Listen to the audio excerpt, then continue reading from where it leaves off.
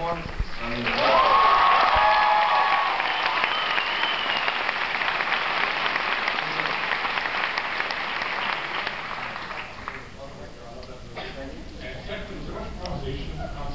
was there much improvisation on the set? there was a lot of improvisation when I was trying to get them to work properly in front of the camera. No,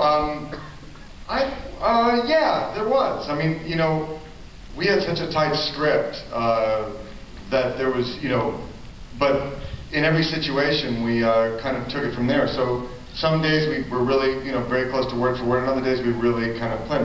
Would any of you guys want to answer? Well, no, I read it. So the script was so amazing. What we did, yeah, Paul Haggis.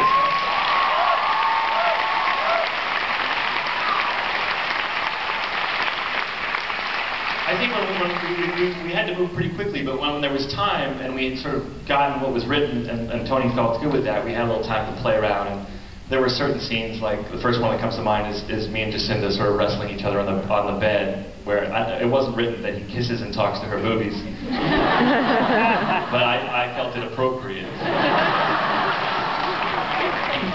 So that's an example. Also in that scene, with Zach, sometimes you just turn on the camera and stay out of the way. Like, when he's in the closet at the beginning of that scene, riffing on his fat cousin and the contents of her purse, that was all just, okay, Zach, just go make something up. And it ended up being pretty funny. What else? Yes. As a student actor, I was just wondering what gave you inspiration to keep going? As a student actor, I was wondering what gave you inspiration to keep going. Well, you mean when I was over the hard days and stuff? Yeah. Well, is that what you mean, or in the movie, making the movie? Are you asking Zach or me? I'm confused. That's rough. He's an actor too, but he's been in like 90 movies, so he didn't have any hard times. No, he did. I think, I have no idea. I really almost gave up a couple times, and I just kept, I guess you just, if you're going to go for it, if you're going to try and be an actor, you just have to have an incredible amount of persistence. And it's about how many times you get 1,000 no's, and you just got to keep saying, you know, am I going to keep going in the face of all these doors closing? And once in a while you get a little nibble, and that sort of gives you a little bit of energy. But you know, right before I got Scrubs, I was so tired of Hollywood and ready to pack up and go home, and I was really doubting myself. And then you're just, you know, there's a saying we have where you're one audition away from an Academy Award. You know, it's like you could be a waiter one day, like I was on Scrubs, and the next day I got cast right before Scrubs, and I got cast in Scrubs, and my whole life changed. So I guess, I mean, some of these guys can talk about it too, but it's really not giving up. That's what I would say.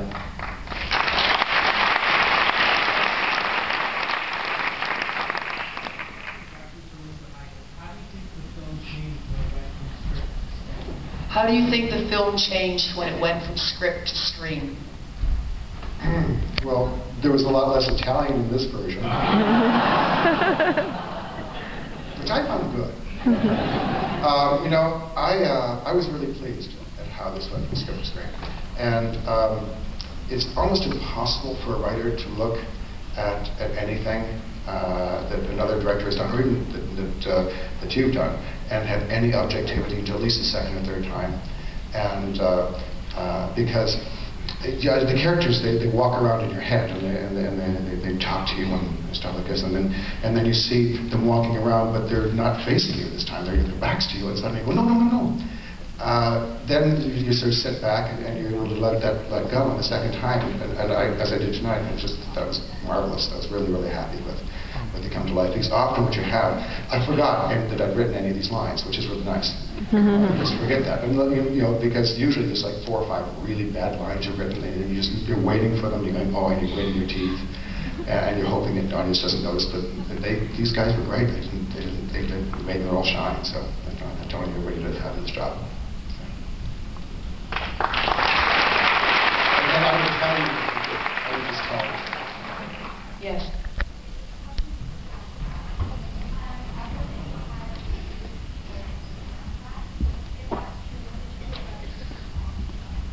I heard you had creative control over the soundtrack. If so, how did you go about choosing the songs? Sorry, I have a high voice. Well, it was really a collaboration between Tony and I. I had, the Garden State soundtrack did very well. And I don't know anything. I'll be the first to say I know less about music than the average person. I just really know what I like, and I have a group of friends, including three of the people that are on the soundtrack and are here: Carey Brothers, Joshua Raven, and Skylar Fitz. Stand up, don't be shy. There they are. Josh, stand up. I'll kill you. There you go.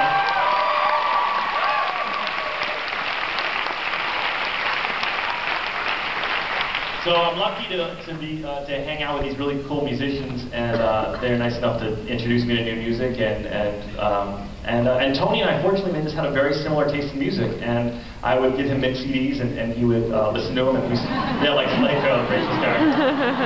I even rapped them. You didn't have to sleep with the first. Or did he? No, but we all shared music, and the cast would always play music, and Rachel had heard of the Imogen Heap song Hide and Seek from Josh Schwartz, because it was on the OC. If you guys want to clap for the OC, you can get it out of your system. So that was it. It was just Tony and I working together and playing the music, and him trying them in different places. Yes?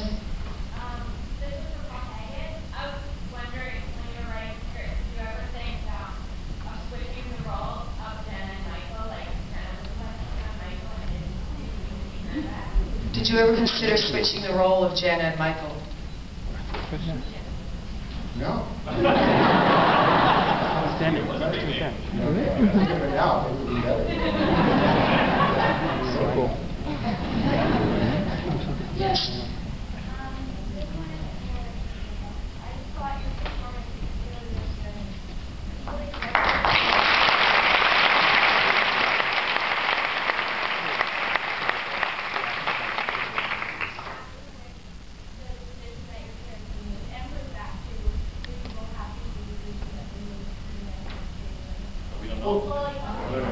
Were you both happy with the decisions that your characters made in the end?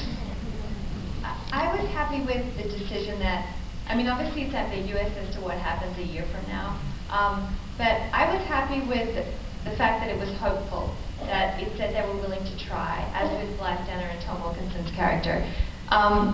Because, I mean, ultimately that's the way to make a marriage work, is to try. And so opening the door was saying, I'm going to listen to you, and I'm going to see if we can work through it. They may not, but they were willing to go down that road.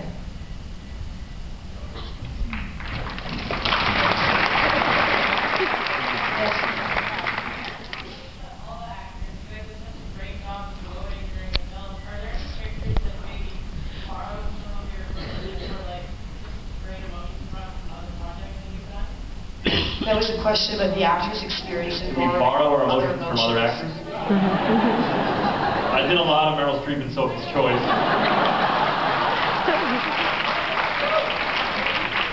I don't know, Rachel, go. She's like, no, I don't want to go.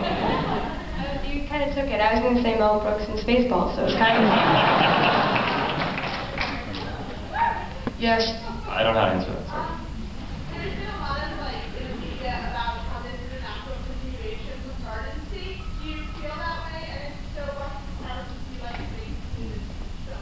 Do you think this is a natural continuation from Garden State? I don't think so, and I hope that now that you've seen it, you can tell your friends that that isn't the case. I chose this because the last thing I wanted to do is make Garden State 2. What they have in common, the coincidence is that they are about a guy going through quite a fork in the road and figuring it, growing, mentally growing as a man. And they hopefully have really killer soundtracks. I think that's about it. I really thought that this was quite different, and but definitely in the spirit of movies that I would go see in the theater. I mean, when I read it, I was like, wow, this is a movie that I would love to go see, and and I also like to go see my own movie, so I guess that's it. Yes. Sorry, I'm just up here and you're not answering anything. Wow.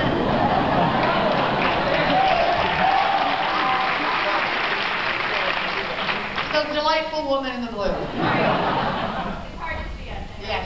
I was just for anyone there. Is it hard to sell to Hollywood a movie? I don't know if this would be but it has romance and there is some comedy. Is it hard to sell the idea of a romantic comedy that has real characters going through real things, like Annie Hall did, but it seems like lately there's been more kind of less romantic comedy? Well, I think I'm hungry for it, frankly. But maybe I should let our producers answer that. Tom, really quick. Yes.